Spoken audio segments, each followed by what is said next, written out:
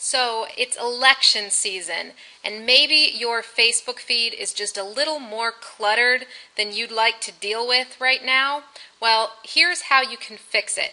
I'm Rena Carcillo, the Recovering Know-It-All, and I'm going to show you how to get rid of all the political garbage in case you don't want to participate in your news feed until after November 2nd, when maybe things will settle down just a little bit.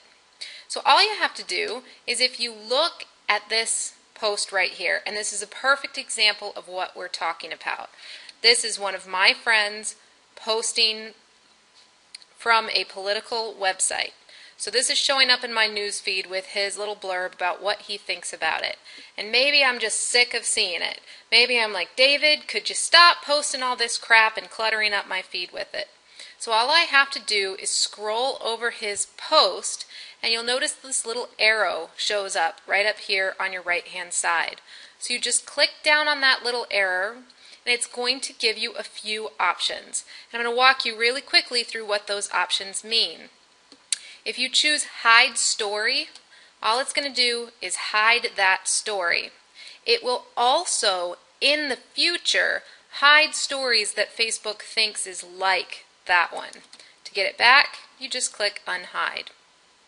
Now, you also have the choice to change the way you subscribe to that friend's feeds. So see, right now I get all of David's updates. That means everything he posts, if I'm on at the right time, is going to show in my news feed. So I could change that to most updates, so it would only show ones that were important based on the way people interacted with them, or I could change it to only important.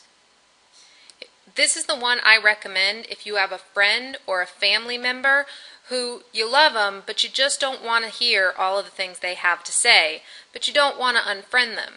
You can change it to only important, and that means they're only going to show in your feed when they do something big, like have a baby, get engaged, change jobs, things like that, that Facebook tags as events in their life. Finally, if you don't want to unfriend them, but you don't want them to know that you're not listening to them, you can just unsubscribe from their feed. You can unsubscribe and not get updates from them anymore at all. That will allow you to manage an individual on your Facebook feed, how they show up. One other quick trick. Maybe when it wasn't election season, you'd liked a page for the Democrats or the Republicans or something like that when they weren't posting all the time.